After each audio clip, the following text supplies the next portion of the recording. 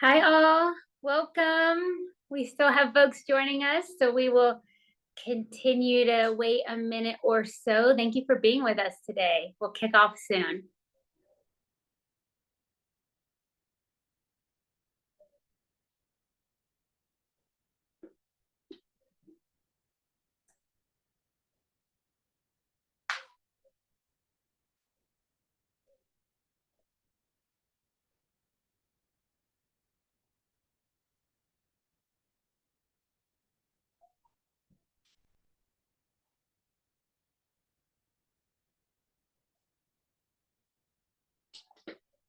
Hey all, thanks so much for joining. We'll get started in 1 minute. You're here live with the National Immigration Forum, and we will kick off this webinar momentarily. Thanks for being here today.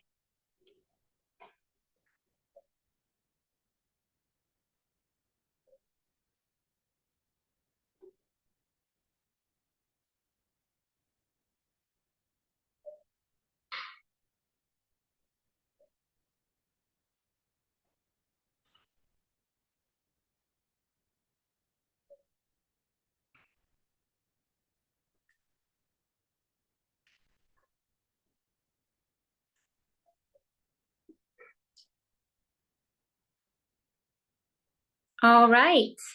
Looks like we're a minute past, and we are going to kick off today's webinar. Hi, I'm Jenny Murray, President and CEO of the National Immigration Forum. Thank you so much for joining us today for this first webinar of a series. The Security and Campaign is an opportunity to examine how the United States does not need to choose between security and the other important values Americans hold dear. We can have security and flourishing communities, security and respect for human dignity, security and a thriving economy. The American people have expressed that while they want to ensure border security, they also value economic security, community safety, and building a modern and fair immigration system. We must support policies that prioritize security and order at the southern border while maintaining due process and humanitarian protections for those who have a valid asylum claim, treating migrants with respect. A survey from earlier this year found about a 50-point spread among participants, 67% to 17% in support versus opposition of this statement, quote, elected officials working together on immigration solutions that prioritize safety and security while protecting longtime community members and their families.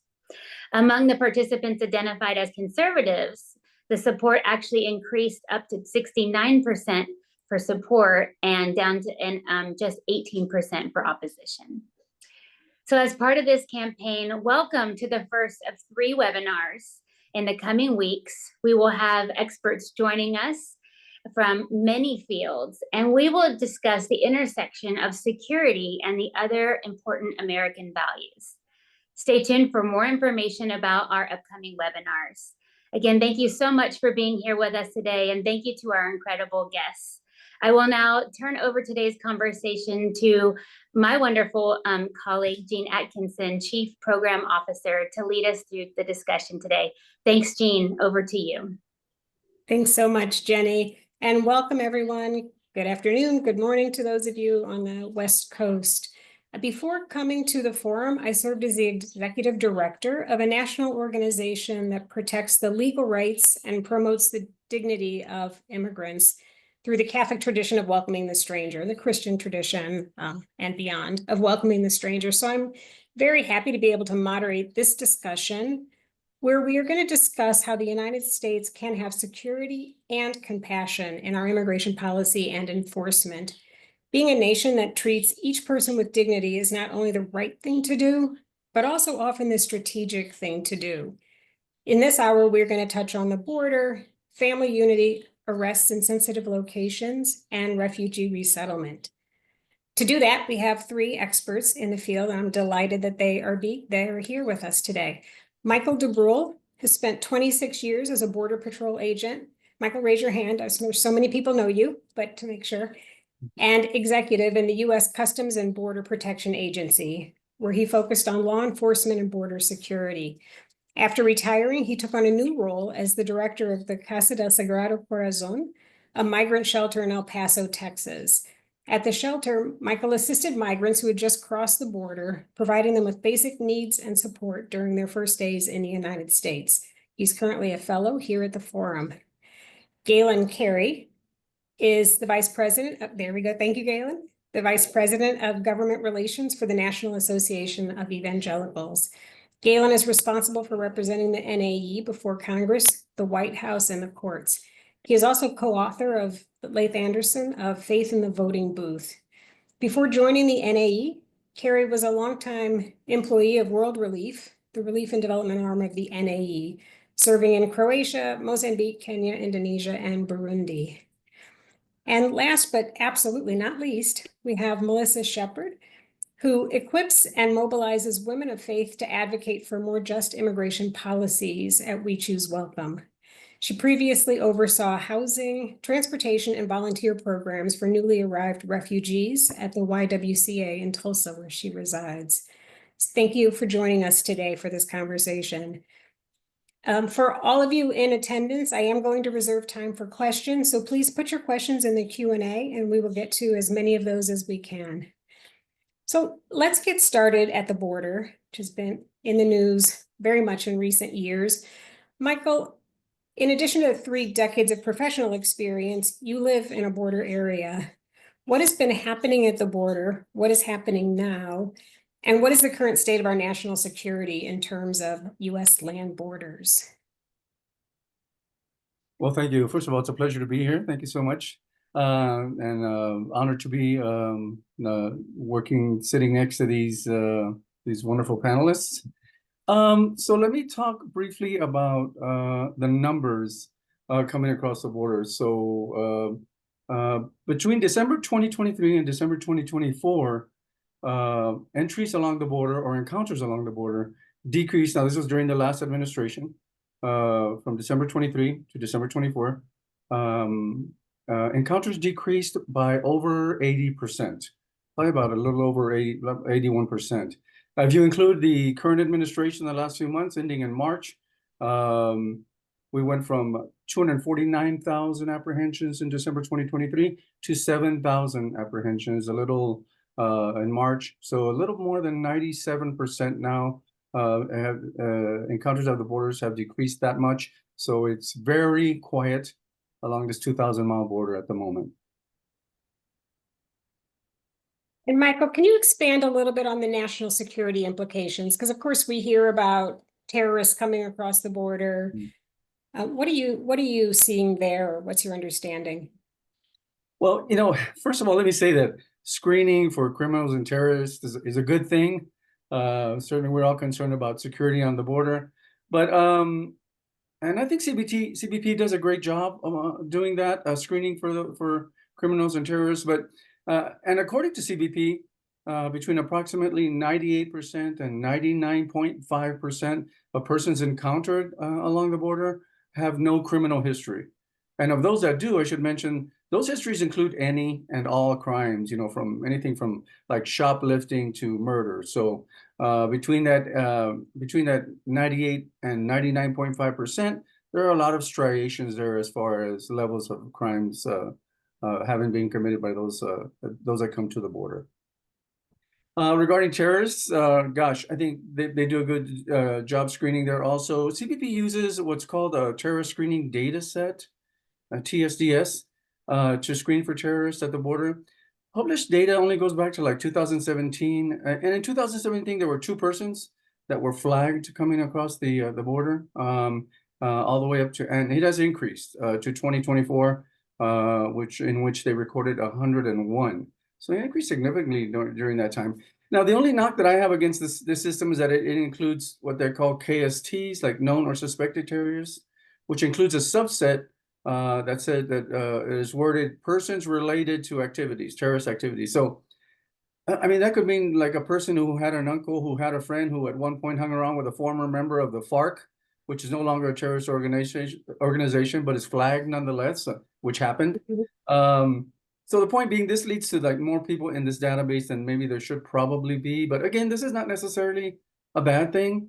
But I think when the public is given a number of 100 terrorists apprehended at the border, the impact of that statement is much more, it's much more ominously impactful than it really may be in practice. So when somebody tells me we encountered 100 terrorists at the border, I really want to do a deep dive on that number and see kind of really what we're looking at in application. And I should say there's never been terrorism charges filed against anyone who's entered between port of entry and was flagged in this system. There have been no attacks committed or thwarted by anyone who was flagged. And I say that because this really, to me, kind of indicates a small terrorist threat, effective law enforcement, good deterrence, and probably evidence of an over-inclusive watch list. But so I think that's really what it looks like to me. Thank you very much. Melissa, We Choose Welcome takes women to the border. Can you talk about We Choose Welcome and how trips to the border fit within your mission? Absolutely. We believe at We Choose Welcome, we believe in a faith that moves toward and not away. And so we think that taking women on a trip to the border is one of the boldest ways that we can live that out. So what we do is we take a group of 10 to 15 women, and we've been to both El Paso and San Diego. These are just Christian women, moms, students, pastors, advocates, and we take them straight to the front lines, and we do a little bit of training where they can listen and learn about the realities of migration, the history. But we also go and we visit with CBP officers, and we hear from them and their perspectives. We go to the different migrant shelters on the US side and the Mexico side. And so a lot of times I think it's powerful because women come in and oftentimes they're afraid because of what's being portrayed on the news and the stories that they hear of these open borders and all these criminals and gang members. But when we get them there and in proximity, the reality is they come face to face with people just like them. And they often come away saying, this wasn't scary. These are just people. These are families. These are kids that play ball just like my kids play ball. And so I think that this shift from fear to compassion is where true advocacy begins. Because once you've seen the image of God in someone the world told you to fear, you can't unsee it. And when these women go home, they don't stay silent. They love to tell their story to their churches and the people that they are in community with.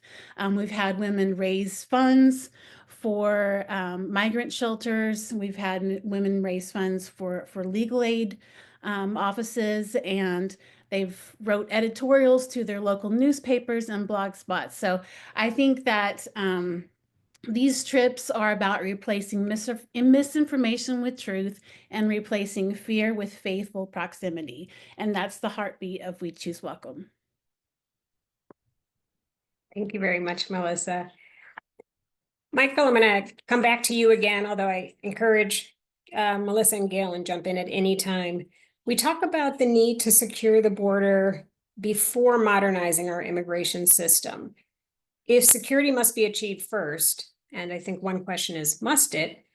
What are the goals or measurements that we need to achieve to establish that our borders are secure? Gosh, well, I think that question first came up in 2006 in the Secure Fence Act. It was codified and stated in the Secure Fence Act as operational control. What is operational control? And it's defined as the prevention of all unlawful entries into the U.S., including entries by terrorists, other unlawful aliens, instruments of terrorism, narcotics, and other contraband. So that's the first time I think that the United States codified a specific answer to that question. But in my opinion, goals and measurements change as circumstances change in our country and outside of our country. For example, a pre-9/11 secure border was measured drastically differently than a post-9/11 border. And I would say the same probably in a sense for 2022, 23, 24, as things change inside and outside the country, perspectives, priorities, etc. Those goals and measurements change. But Generally, I'd say a secure border is achieved through a measured and balanced approach, which manages effectively the flow of people and goods across its boundaries. A good balance between security, legitimate trade, and travel, and also which includes common sense immigration policy that reflects both national interest and human dignity. So it really is all about a measured and balanced approach. Yeah, I would add to that. I think it's important to recognize that a well-functioning border system is in everyone's interest, except perhaps for the cartels. Everybody wants that, and we salute the Border Patrol agents who help to make that possible. When we zoom out a bit and ask, what is the purpose of this? Well, President Reagan put it this way. He said, if we have to have walls, then there should be doors, and the doors should be open, and we should be welcoming to people who come. So the idea that immigrants per se represent a threat, I think, is a really backwards way of thinking about things. Immigrants per se represent an opportunity for the nation, and we should want to welcome them, and we should have a well-functioning system that does that. To the extent that we have that, it makes the problem of illegal or unauthorized crossings a much smaller one, much more manageable, and allows us to handle that in a more humane way. So it's a win-win for everybody if we have both well-managed borders and we have functioning legal systems for people to come here to join our workforce and reunite with family. If we have that wall without the door that President Reagan mentioned, then how do we meet our obligations to establish the right to claim asylum for people who are fearing persecution? Well, that's critical because that's an international obligation that we have, and it's an American value. It's fundamentally an American value that we want to protect those who are fleeing persecution. That's one of the reasons that many of our forebears came to this country, and we're stronger and richer and better and a better country because of that. So there need to be ways for people to apply. So certainly our refugee resettlement program is a prime example, because this is a way in which we're able to consider those most in need of protection and resettlement as a durable solution. We do that where people are located, which is often in a third country, sometimes even in the country of origin, where we do in-country processing. And there's a whole system of vetting. So in terms of security concerns, the refugees are very, very well vetted, and we've had a pretty close to 100% success rate with several million refugees that we've resettled over the past several decades. So that's one piece, is having a robust and well-functioning refugee resettlement program. That's a key piece. And then the asylum system, which offers for people who are already in the country or are at our borders, there has to be a way for them to present themselves to apply. And here we have to acknowledge that not everyone who wants to come to the United States would qualify as an asylee, but some do. And so in the interest of protecting those, we need to have a system that allows them to make their case, tell their story, and be considered in a timely way, but in a way that allows for due process. Galen, what is the status of the refugee program today? So as of today, there are no refugees being allowed into the country. There were some thousands of people that had already been approved for resettlement prior to January 20, many of them even had plane tickets to come here. Those were all stopped. Those resettlements were stopped. There are 10 private agencies that the U.S. has worked with since 1980 to facilitate the resettlement of refugees. The cooperative agreements with all 10 of those agencies have been terminated. So at present, the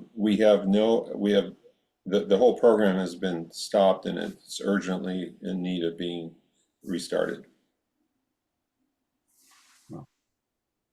Great, thank you. And I think recently more than 300 local, state, and faith leaders sent a letter to the administration asking that the program be restarted.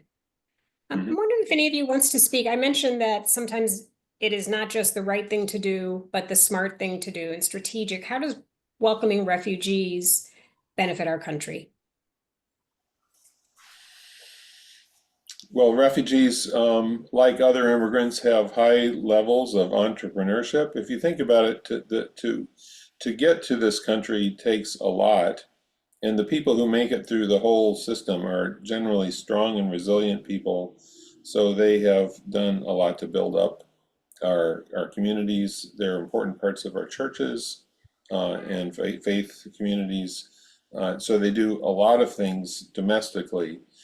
We should also recognize, in terms of the security picture, that having a functioning resettlement program also allows us to engage in resolving refugee crises abroad in important ways. The opportunity to resettle has been leveraged repeatedly to encourage countries of first asylum to receive and protect refugees from neighboring countries, where then they can be sorted out. Some are able to go home and some can't and need to be sent to a third country resettlement site.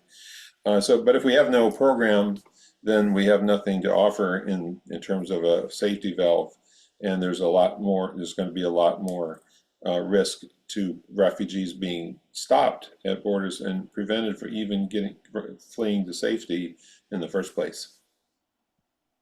Thank you very much. You mentioned the benefit to U.S. church as well. So I'm going to use that as an excuse to segue into the question around sensitive locations. So we can exercise compassion about where and how we enforce our immigration laws. On January 20th, the administration rescinded the policy that protected certain areas, such as churches, schools, hospitals, from immigration enforcement. Anyone who wants to respond, why have sensitive locations historically been protected from immigration enforcement arrests? Well, I would say that this policy really came from a desire to balance immigration enforcement with, respect for community institutions, and also to ensure that immigrant communities could access essential services without fear of deportation. So any enforcement action required a prior approval, and this really provided a framework for officers to exercise discretion and avoid unnecessary alarm or disruption in sensitive areas and in communities as a whole, migrant communities as a whole. So, I mean, this started like in 1993, and it may have started here in El Paso at one of the high schools, Bowie High School, where the INS issued a memo that restricted enforcement action at schools, places of worship, funerals, and religious services. This was continued through DHS and was actually expanded in the Biden administration to include social service establishments, disaster and emergency response sites, and places where children gather. So again, I think this all goes back to respect for community institutions and the need to balance enforcement with those institutions and within the communities. And it's in the broader community interest too for people to not be afraid to take their child to a clinic if they're sick, to not be afraid to send their child to school, because nobody wants children at home or wandering around the community when they should be in school. That's not in anybody's interest. And certainly for people to be able to freely go and worship, that's a fundamental human right, and it's protected under our Constitution with special solicitude. And so that's something that it's been a policy that's worked very well. And the withdrawal has actually had a very chilling effect in certain communities. We have churches that have seen a sharp decline in the number of people who are brave enough to actually come out and attend a service. Some churches have even gone online because of the need for people to protect their congregants. Melissa, had you come off mute? Yeah, I was just going to echo what Galen was already saying. Rescinding these protections sends a message of fear, and it's not freedom. And that fear ripples into every aspect of our community. When a mom is afraid to drop her child off at school or go to the ER, we are not a safer country. It's a fractured country. And I think that sensitive locations like churches and clinics and schools, they are sacred spaces, and trust is essential. So, I know in Tennessee recently, I want to bring that up. Also in Oklahoma, where I am currently at, there were bills brought before our state legislatures that would prohibit public school for those who were undocumented. And both of those were struck down in the House, which is a very good thing. Our governor here in Oklahoma said, we're not going to target children. We believe that public education is for all. And so I think that, again, for many immigrants, places like churches and schools, and these are lifelines for them, and taking them away is causing great harm. Thank you, Galen. Yeah, it's certainly it's important for the well-being of the immigrants, but also for the rest of the community as well. For example, if a third of our congregation is no longer coming to church, that doesn't only affect those third that are not there, it affects the rest of us too, because the life and vitality of the church is impaired. And as we read in 1 Corinthians, if one part of the body suffers, the whole body suffers. So we actually have a report with that title that looks at the impact of deportations, which is a slightly related topic, on Christians. I'll put a link in the chat. But in brief, about 80% of the people who are at risk of deportation are Christians, and actually for Catholics, 1 out of 5 Catholic Christians is in a family or themselves is at risk for deportation. So the numbers are startling. And just to weigh in myself for a second, given the high percentage of mixed status families, it shouldn't matter. And I don't think to any of us here, it does matter whether the child or this, a parent or sibling is a US citizen, a permanent resident, or here in some other or no status. But in many cases, you do have mixed status families. And if mom is afraid to take US citizen child, this is someone who's going to school or to a hospital. This is someone who's going to grow up, is always going to be a member of our society. So the long-term damage there is potentially extensive on top of everything you all have so clearly covered. And just to add to that, it's a slightly different topic, but the same principle, I think, applies to the many proposals currently in the Congress regarding the tax Olympics and so on. If we want to cut off like the child tax credit to US citizen kids, just because their parents don't have a social security number, we're actually shooting ourselves in the foot, because these are going to be our lifelong neighbors, and they're going to be harmed by being cut off of this important benefit.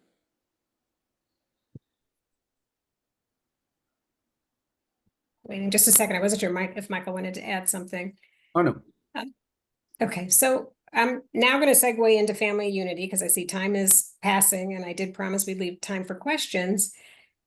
Family unity is critical for the well-being of the individuals, the family, and I think, as we've been talking about, very much so that the entire community.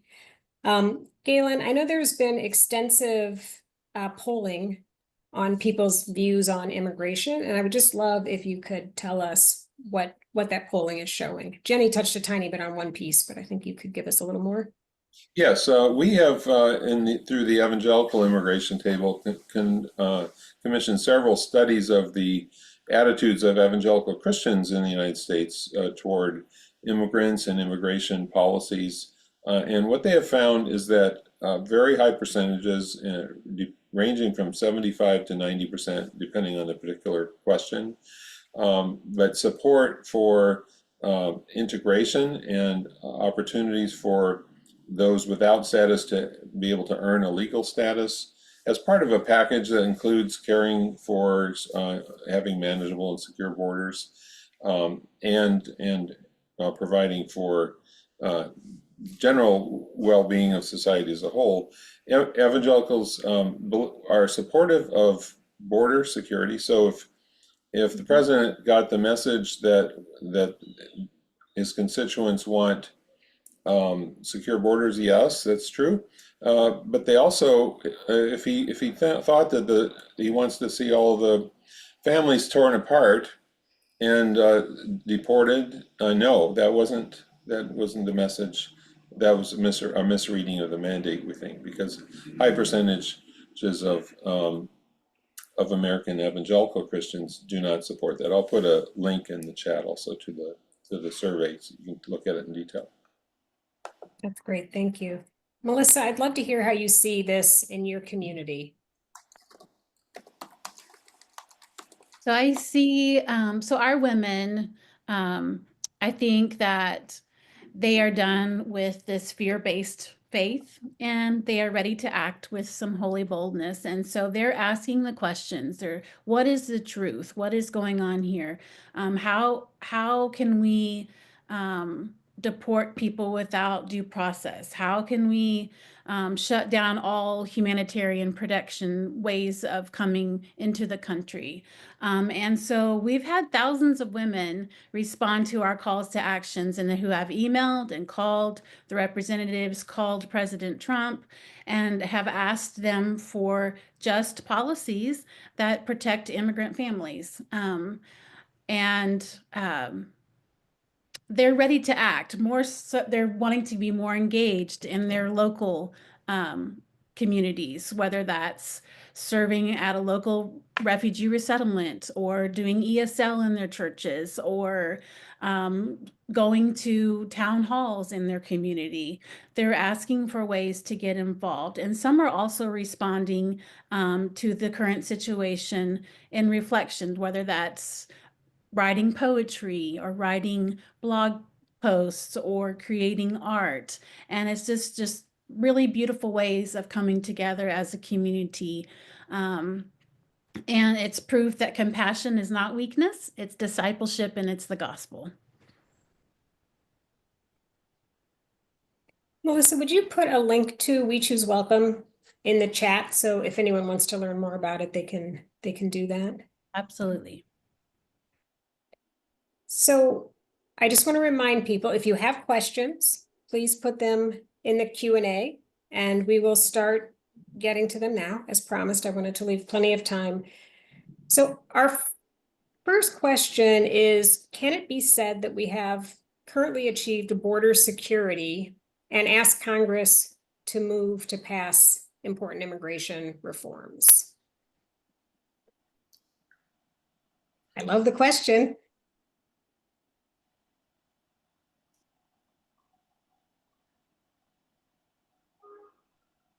Well, I mean, I think at the moment we're still in flux. We're just in the first 100 days, although it seems longer. So we're in the first 100 days. I still think that we have not reached a stabilized point. I'm not sure if we will, but generally speaking, that's what happens after a certain amount of time. We kind of reach a point where things stable out a bit, and then at that point we can start to look at, and we should start to look at, other policies and laws that will optimize our border situation. So I just don't think we're there yet, but I think that's a great question, and we should be. If for some the measure of security of the border is numbers, but it's not just numbers.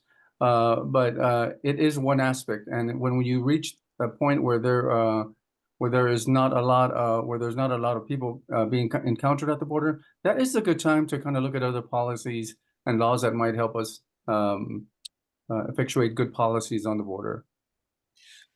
I think also the premise behind the question is one that we hear a lot here in DC is that there's a sequential process. At first we do border and then we do legal admissions, etc. And in fact, there's an interaction between the different moving parts. that need to be handled together, so that actually the more that we do on addressing the status of undocumented people who are already here, and giving them pathways to legal status, that also will help our border situation, as will doing things that provide other legal pathways for people to enter instead of trying to have irregular movements across the border. So those things, they should have been done a long time ago. So yes, certainly now or yesterday would have been good. I think as a practical matter, we're unlikely to see constructive immigration proposals in the near-term future, but it doesn't mean that as advocates we shouldn't be holding our leaders to account, because they're working for us and they're not doing a very good job of it. Amen. I'm sorry. Let me add that, effective management of the border, of the U.S.-Mexico border, requires an application of, manifold processes concurrently. And, some of the lowest southwest border encounter numbers came during the Obama administration, during which he was a fan of, immigration, comprehensive immigration reform. And so he implemented a mixture of enforcement and relief policies. An example is DACA, along with increased enforcement through manpower, infrastructure, technology, and an increase in criminally focused deportations and removals. So he affected, different policies and procedures along the border, and that's really how you, to me, effectuate a good management of the U.S. border. I think that anyone who says that, this is just my take, anyone who says that we should take one specific action at a time, like close up the border and then deal with other things, really is kind of, I think, ill-informed or uninformed, because because management of the border requires effectuation of many policies at the same time. Yeah, because as well, just closing the border, sealing the border, let's say that was possible, that doesn't address the labor force needs that we have in the country. So we still have sectors of our economy that are very much benefiting and needing more immigrant labor. So as long as that's the case, there'll be that if there's not a way for people to come legally and coming through the door, so to speak, to fill those roles, which is very beneficial to us as well as to them, then it's working against our border management, border security goals. Yeah, that's absolutely right. I mean, we can pretend that our agricultural, health, and other industries aren't hurting for employees, for a workforce, but it's we need to effectuate a lot of things at the same time to optimize that situation at the border. Yeah, and just to underline again, it comes back to, I think, not seeing immigrants as a problem to be avoided. Right. But immigration itself is one of the secret part of the secret sauce of what has made the United States what it is, and we need to find the best way. When you're cooking, you want the secret sauce to go in the right way, but you don't want to eat your food without any secret sauce. I love that. And our third webinar on this security and will be focusing on the economy. You're absolutely right. So I think what I've heard from both of you, your response to this question is it's a false narrative in a sense that we need to do border first and then later worry about the rest of it. It is all one, threaded system that we need to deal with wisely and smartly. And we hope our members of Congress will jump on that right after this webinar. So great. Someone asked if ICE can currently go into schools and churches, and do you know of them having done that since the change in the sensitive locations in January?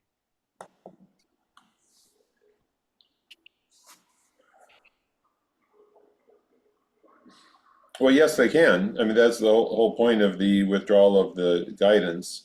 There is the only constraint in the guidance is the basically the judgment of each officer, but is it appropriate or not? So it's basically, there's no legal constraints. Now, of course, that's for the public parts of a house of worship. For example, if there are parts of a church building that are not open to the public, they don't have right to enter into those parts. It's important for people to know that.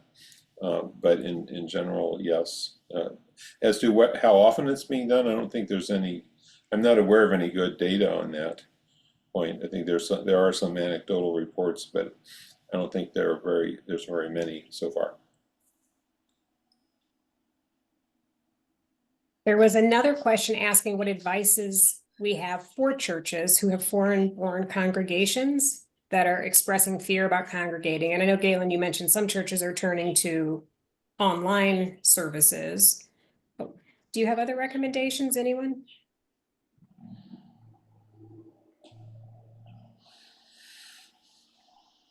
I think it's helpful for the church leaders to think through the different scenarios, what might happen and how they would respond.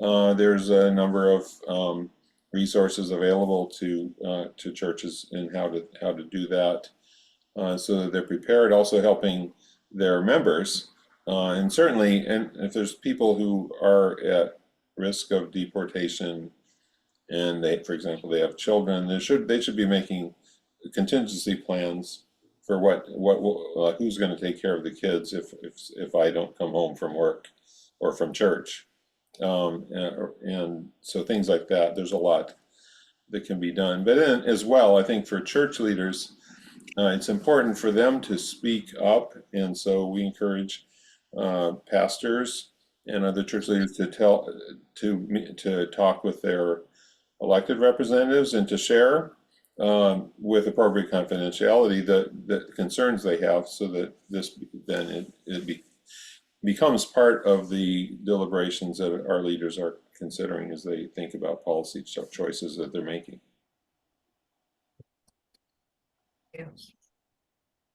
Melissa, I'm just curious, are women in your community, I know they reach out and communicate to Each is Welcome, what are they raising concerns about? What issues are kind of hitting that level of grassroots?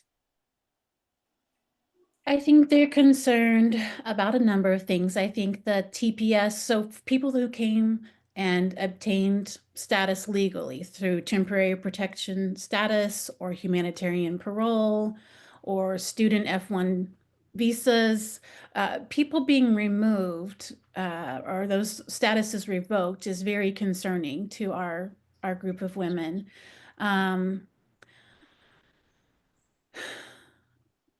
They are concerned that there seems to be a lack of due process, but they're asking questions about that and the legality around that. We do have questions similar to the one that's asked, we provide ESL classes at our church. How can we best protect our folks? And one of the things that is from a practical standpoint is if you do that and you do have congregants or members of the ESL class that are at risk for deportation, hold them in a secure area where it's locked and not just anybody can enter and have access. So yes, that's what we're seeing. Great, thank you, I appreciate that. Michael, there's a request for you to repeat the numbers that you mentioned early on about the decrease in number of border crossings from December 23 to December 24 and for the past 3 months.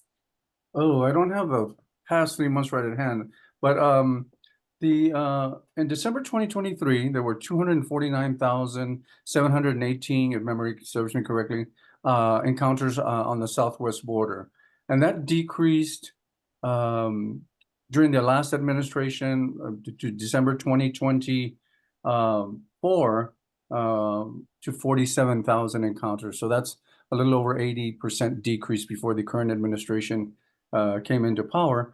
And if we include January, February, and March of 2025 in that calculation, we're down about 97% from December 2023.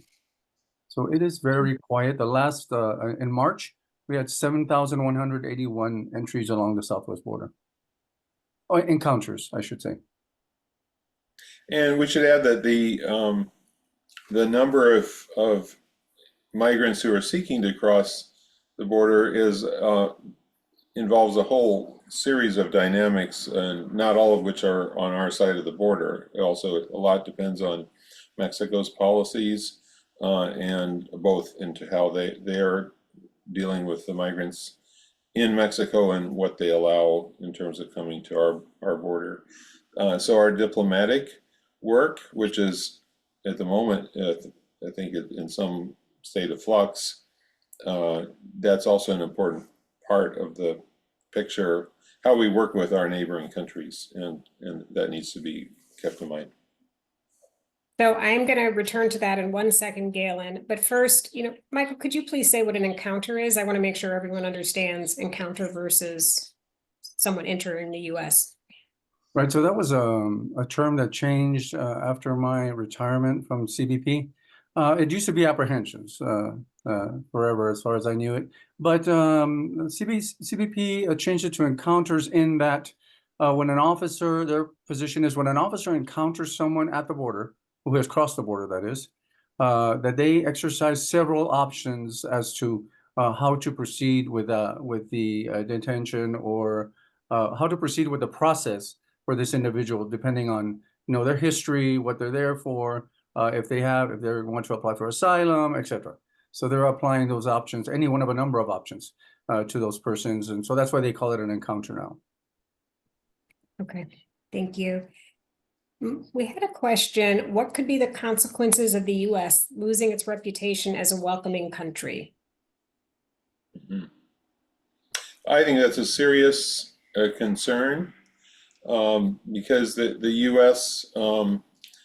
Is a desired destination, in part because of our values. It's our economy, certainly, but also our values. So I think back to what Alexis de Tocqueville said many years ago. He said, America is great because it is good.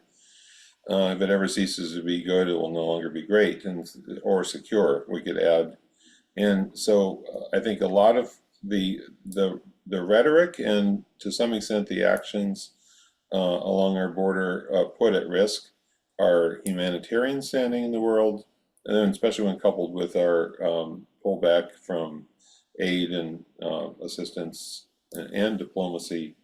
So all of those things are creating a lot of empty space into which some of our adversaries may be able to move and to fill in gaps that we're leaving. And that has security implications, well beyond migration, just in terms of our rivalry with other countries, and how that impacts our ability to live in peace and security. Yeah, and I should say that this is very disheartening, and it's really what spurred me to volunteer in the first place at these migrant shelters. The first being Annunciation House in El Paso, and that is. I really felt like this was not the country that I grew up in. I mean, saying outright, giving information outright from the government that is not correct, that is not true, and doing things like separating children from their parents, etc. To me, this really is disheartening for myself as a U.S. citizen. Having grown up here in the United States, and so that's really what spurred me to volunteer at these shelters. And I think that's that I'm not alone in that, and that I'm disheartened by the way we are moving forward as a country that has been known for welcoming refugees.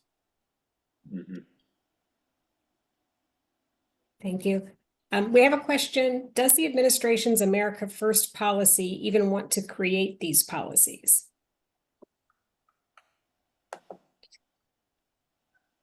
Perhaps a rhetorical question. Any thoughts?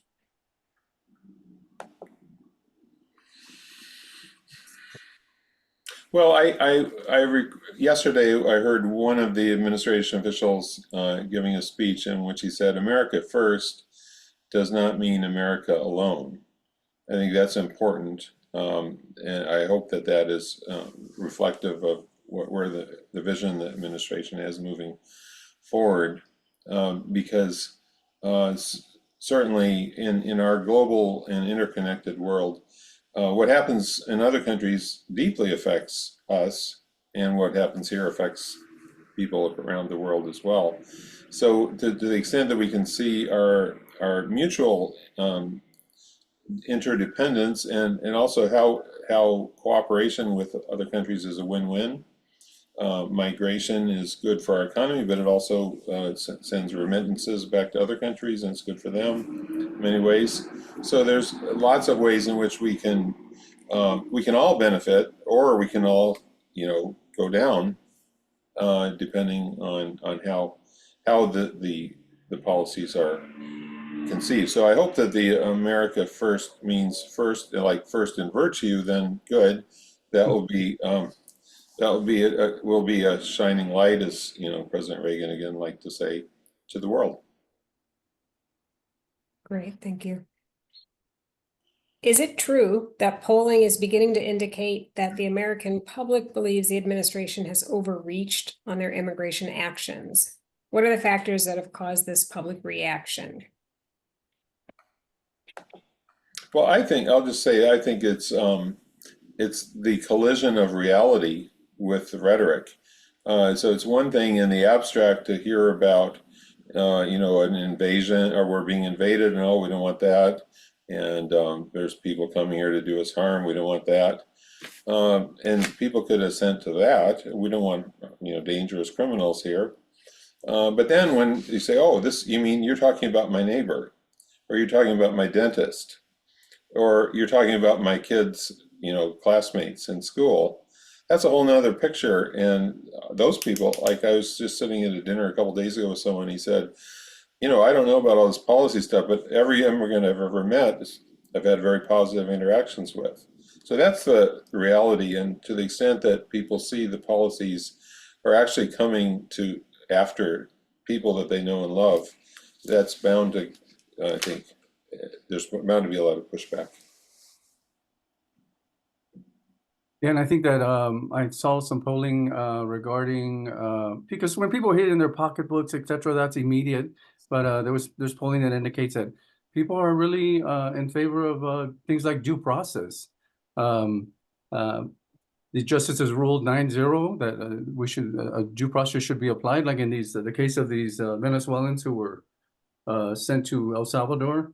I think those kinds of things are important, and so it's, as Galen stated, it's overreach. Just to tell a kind of a personal story on this, during my tenure as the last couple of years as the director of the Sacred Heart Shelter, we had 25,000 unique migrants pass through that shelter, mostly Venezuelans, between 80 and 90% Venezuelans.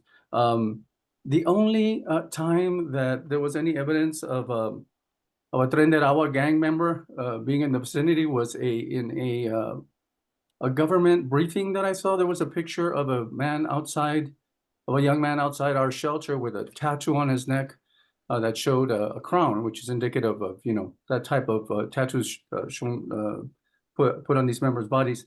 And that was the only time that I ever saw proof of a Tren de Agua gang member. Now, either my law enforcement radar honed in the 26 years as a federal agent is completely broken, or it means that perhaps that we should take another look at how these men are classified as gang members and what criteria was used to classify them as gang members. And the problem here really goes back to what we talked about, and that is family unity. I mean, each of these men is someone's father, brother, uncle, nephew, son, and some of these men will be killed in this prison. Some will be beaten, tortured. Some will be subjected to sexual violence. But all of these men will be affected by their stay in this facility, and in cascading manner, the immediate and extended families of these men will also be profoundly and enduringly affected. And this really creates an ugly stain on the fabric of our country's history.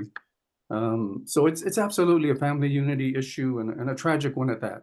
But it goes back to, what kind of a country do we want to be moving forward?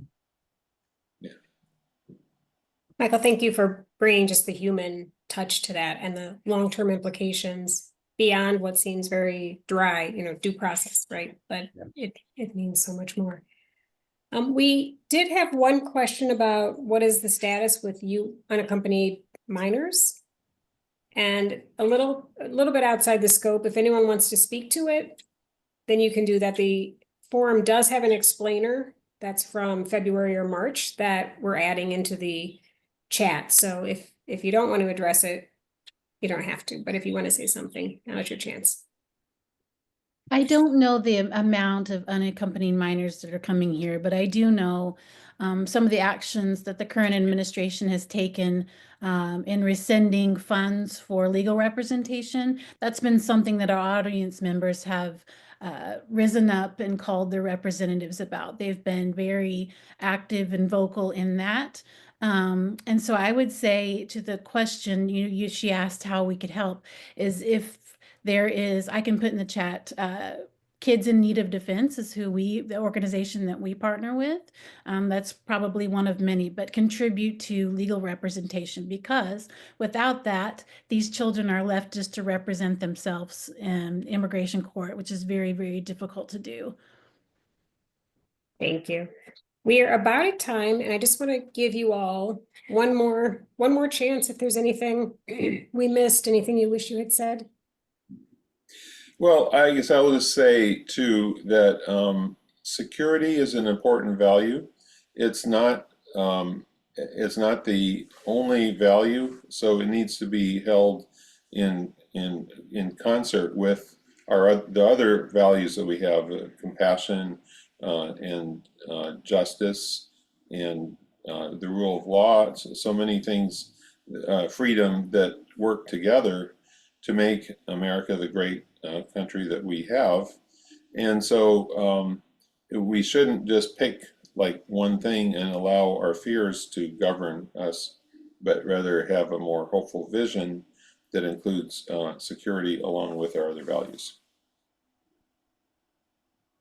And I would echo that. I think our audience definitely wants security. I think that some of our audience members were under the belief that the Trump administration only was going to, get rid of all the extremely violent criminals and gang members, those kinds of people. And we've seen it include a lot more. And that's very concerning. And I think, dignity isn't just a moral value, it's a strategy for peace. And when people feel seen and safe, then our communities thrive. And I've just seen time and time again, when people see their neighbors, get to know their neighbors and enter into their lives, that compassion builds trust. And then trust is what makes neighborhoods, schools, and even our borders stronger. Thank you, Melissa. Yeah, I would, what's interesting that I've taken from, my experience, both on both sides of this issue, if you will, is that we can have a secure border. That's great. If you want a secure border, fantastic. And I think that every country has the right and probably the responsibility to their citizens to have a secure border. But we can also have an immigration system which is logical, which allows people to come to the border, and is a process that is compassionate and benefits everyone involved, because yes, migration does help the United States as well as those people applying. So hey, we can have both things at the same time, and that's where we need to be now. As Galen stated, I think is correct. And maybe a while before we're all sitting down at the same table, if you will, as a nation, and talking about these things logically, truthfully, and this is where we need to be. So every day that we're not at that table talking about these things in a logical, truthful manner is a day that we miss going to where we should be. Thank you all very much. We appreciate you sharing your expertise with us. And for those who are in attendance, we hope you'll join us on May 19th at 2 p.m. Eastern when we do our next Security and webinar, which will be on security and the rule of law. So thank you all. Have a great day. Pleasure.